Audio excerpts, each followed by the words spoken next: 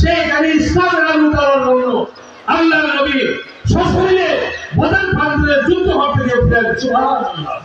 বদর দিবসের সত্যিকারের শিক্ষা গ্রহণ করতে পারলেই মুমিন জীবনে দুনিয়াবি ও আখিরাতের সফলতা অর্জন করা সম্ভব হবে। বাংলাদেশ জামাতে ইসলামী কক্সবাজারের চকরিয়া উপজেলার কোটাখালী ইউনিয়ন ইমারত শাখার উদ্যোগে ঐতিহাসিক বদর দিবসের আলোচনা জুলাই 24 গণ অভ্যুত্থানের শহীদদের জন্য দোয়া ও ইফতার মাহফিল সম্পন্ন হয়েছে।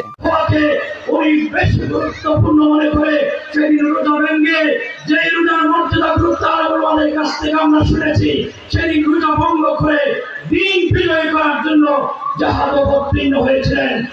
কোটাখালী ইউনিয়ন জামাতের আমির ইউপি চেয়ারম্যান মাওলানা আব্দুর রহমানের সভাপতিত্বে ও সেক্রেটারি মাওলানা শাহাবুদ্দিন আরমানের সঞ্চালনায় মাহফিলে জেলা জামাতের সাবেক আমির চট্টগ্রাম অঞ্চল টিম সদস্য মাওলানা মুস্তাফিজুর রহমান প্রধান অতিথির বক্তব্য রাখেন। আর দুজন মন্ত্রী,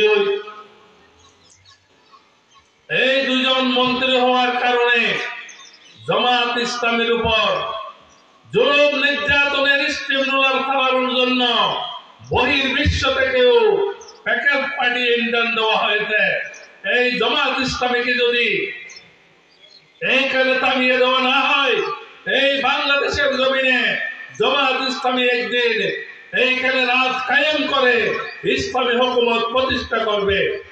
এই কারণে জামাত ইসলামের উপর আমাদের আমির জামাত থেকে শুরু করে আমাদের কেন্দ্রীয় একের পর এক অসংখ্য নেতা কর্মীদেরকে ফাঁসির মঞ্চে ঢুকে তাদেরকে শাহাদত বরণ করতে হয়েছে।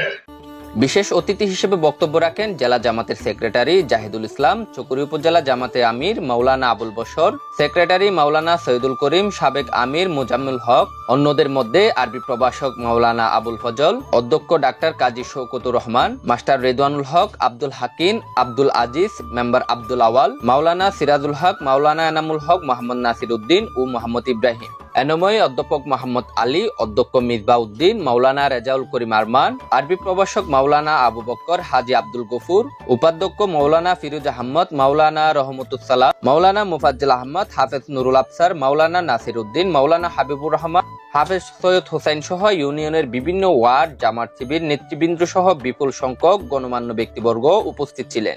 বাংলাদেশে আমরা 54 বছর দেখেছি ইসলামের আন্দোলন পরিচালিত হয়েছে, শান্তি আমরা পেয়েছি। যদি শান্তি আমরা পেতে চাই, বদরের যুদ্ধ থেকে শিক্ষা নিতে হবে। আল্লাহর নবী মক্কার মধ্যে 13 বছর দিনের দাওয়াত দিয়েছেন, মদিনায় 10 বছর দিনের দাওয়াত দিয়েছেন। ইফতার পূর্ব মুহূর্তে অধ্যক্ষ মোহাম্মদ ওমর হামজা ঐতিহাসিক বদর দিবস জুলাই গণ অভ্যুত্থানে শহীদ ও আহত পরিবারদের দেশ ও জাতির কল্যাণে কামনা করে দোয়া ও মুনাজাত করেন।